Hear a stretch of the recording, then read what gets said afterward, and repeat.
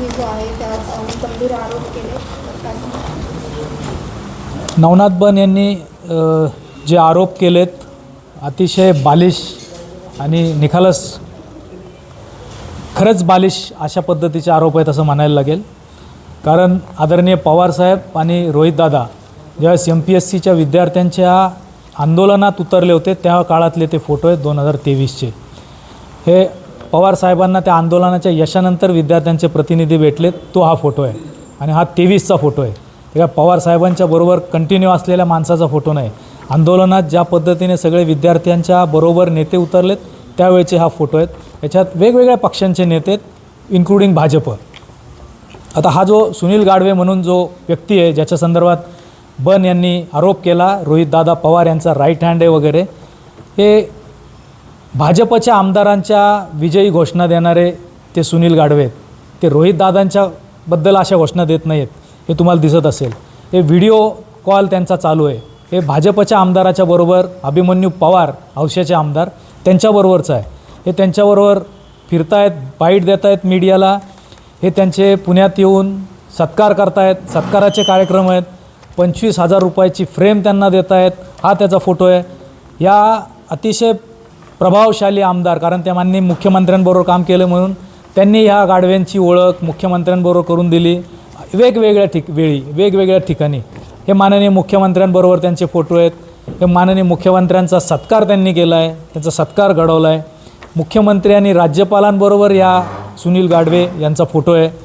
त्या सुनील गाडवेंची उंची त्यामुळे इतकी वाढली आहे की माननीय मुख्यमंत्र्यांना 55,555 रुपये त्यांच्या रिलीफ फंडाला दिलेत.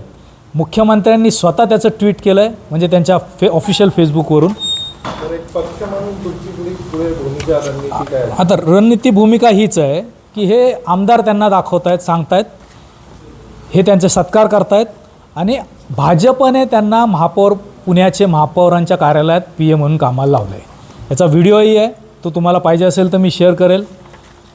माननीय रोहितदादा पवार ज्यावेळेस ज्युनियर इंजिनियरच्या प्रश्नासंदर्भात त्यातल्या गैरप्रकाराबाबत आयुक्तांना भेटायला गेले त्यावेळेस हा महापौरांचा PM म्हणून इथं उभा आहे.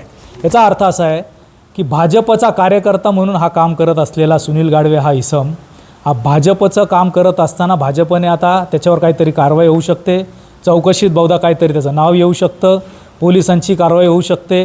त्यांची पत्नी या गोष्टी MPSCच्या या परीक्षेत सिलेक्ट झाल्या होत्या, ज्या आता तर रद्द झालं आहे. त्याच्यात कुठेतरी गैरप्रकारात नाव येऊ शकतं की काय, या भीतीने भाजपनेच आता त्यांच्यावरचा हात काढून घेतला आहे. आमदार ज्यांनी त्यांची मुख्यमंत्र्यांबरोबर ओळख करून दिली त्यांनी हात झटकला आहे. माननीय मुख्यमंत्र्यांबरोबर ज्यांनी निधी दिला आहे, महापौरांच्या कार्यालयात कामाला लावलं आहे, ते आमचेच नाहीत आणि ते राष्ट्रवादी काँग्रेसचे आहेत. रोहितदादा पवार यांचे उजवे हात आहेत, पुण्यात काम करतात, MPSCच्या विद्यार्थ्यांबरोबर त्यांचं कोऑर्डिनेशन करतात.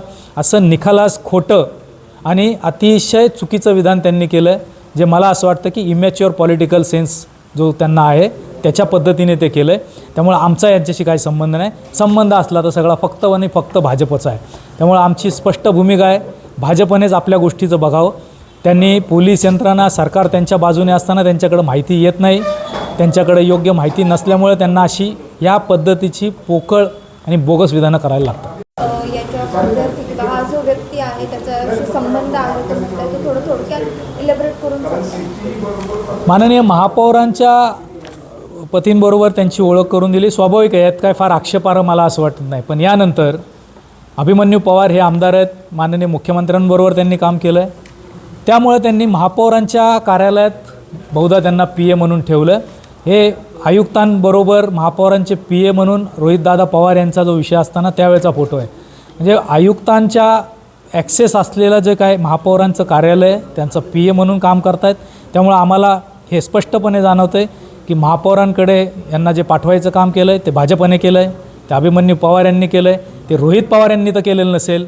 रोहित पवारांची तर एवढी महापौरांनी अशी दखल घेतली नाही की तुमचा एक राईट हँड आमच्या कार्यालयात बसून आम्ही आता त्यांचं काम करून घेतो. अभिमन्यू पवार यांचं नाव देखील या प्रकरणाशी जोडलं जातं. त्यांनी ते साफ मना केलं की माझ्या या प्रकरणाशी काही संबंध नाही आहे. त्यामुळे मी आपल्याला या फोटोमध्ये दाखवलं की अभिमन्यू पवार यांच्याबरोबर हा व्यक्ती सतत प्रश्न आधी घेऊन गेलेला असू शकतो, विद्यार्थ्यांचा प्रतिनिधी म्हणून गेलेला असू शकतो. नंतरच्या काळात त्यांनी त्यांची ओळख मुख्यमंत्र्यांबरोबर करून दिली आहे, महापौरांच्या घरी करून दिली आहे, महापौरांबरोबर करून दिली आहे. त्यामुळंच ते आज महापौरांच्या कार्यालयात कामाला आहेत. त्यामुळे त्यांचा संबंध नाही. ते व्हिडिओ कॉलही करतायत, ते वाढदिवसाची भेटही स्वीकारत आहेत, सत्कारही करून घेत आहेत, मुख्यमंत्र्यांच्या सत्काराला जात आहेत, नागपूरच्या अधिवेशनात मुख्यमंत्र्यांकडे जात आहेत, वर्षा या शासकीय निवासस्थानी या व्यक्तीच्या पत्नीबरोबर त्यांचा सत्कार माननीय मुख्यमंत्र्यांचा करतायत. याचा अर्थ त्यांची जवळीक भाजपबरोबर आहे, कारण अभिमन्यू पवार यांच्याबरोबर त्यांची जवळीक आहे.